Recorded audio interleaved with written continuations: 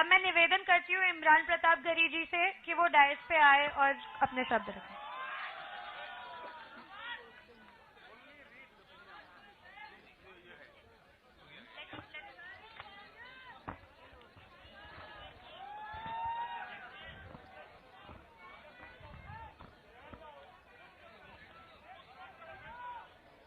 मैं इधर के दोस्तों से गुजारिश करूंगा कि थोड़ी देर, भाई साहब आप लोग भी जो कार्यकर्ता बंधु हैं उनसे भी गुजारिश करूंगा, इस कपकपाती हुई सर्दी में सदी के सबसे बड़े संत की समाधि पर बैठे हुए सारे लोगों के बीच में मैं भारत के संविधान की उद्देशिका पढ़ने के लिए खड़ा हुआ हूं।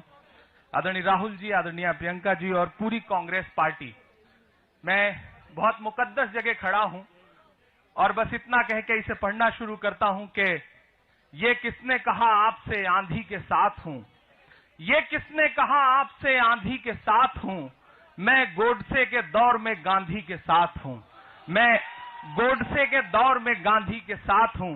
आदरणीय राहुल जी की मौजूदगी में मैं ये संविधान की उद्देशिका पढ़ता हूं और आप सबसे ध्यान चाहता हूं, क्योंकि एक बहुत ये समझ लें कि मैं इसे बहुत मुकद्दस तरीके से पढ़ रहा हूं।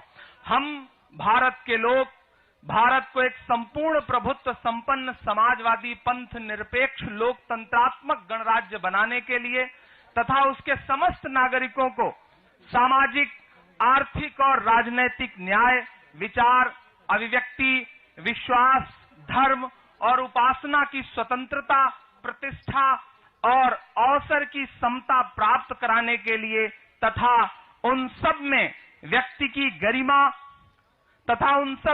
की गरिमा और राष्ट्र की एकता और अखंडता सुनिश्चित करने वाली बंधुता बढ़ाने के लिए यहां इकट्ठा हैं। यहां मौजूद है पूरी कांग्रेस पार्टी। न तेरा है न मेरा है, ये हिंदुस्तान सबका है। नहीं समझी गई ये बात तो नुकसान सबका है।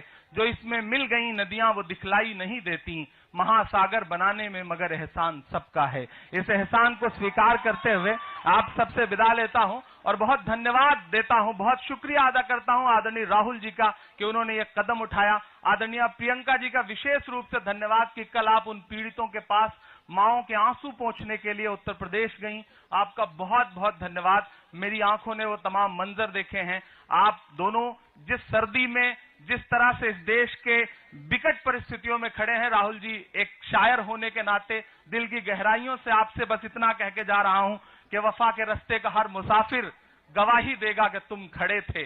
देश कुछ भी कहे, देश कितनी भी आंधियां खड़ा करने की कोशिश करे, लेकिन मैं ये कह रहा हूं कि लहू में भीगे तमाम मौसम गवाही देंगे कि तुम खड़े थे।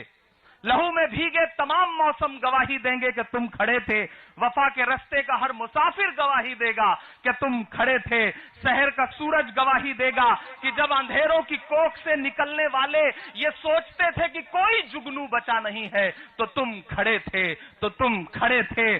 तुम्हारी आंखों की ताकचों में जलती रोशनी ने नई मनाजिल हमें दिखाई। तुम्हारे भाई, तुम्हारे बेटे, तुम्हारी बहनें, तुम्हारी माएं, तुम्हारी मिट्टी का जर्रा जर्रा गवाही देगा कि तुम खड़े थे, कि तुम खड़े थे। हमारी धरती के जिस्म से जब हवस के मारे सियाह जोंकों की तरह चिमटे हुए थे, तो तुम खड़े थे। तुम्हारी हिम्मत, तुम्हारी अजमत और इस्तकामत तो वो हिमालय है कि जिसकी चोटी तक पहुंचना न पहले बस में रहा किसी के, न आने वाले दिनों में होगा। सो आने वाली तमाम नस्लें गवाही देंगी कि तुम खड़े थे, कि तुम खड़े थे। धन्यवाद। शुक्रिया इमरान जी। अब मैं निवेदन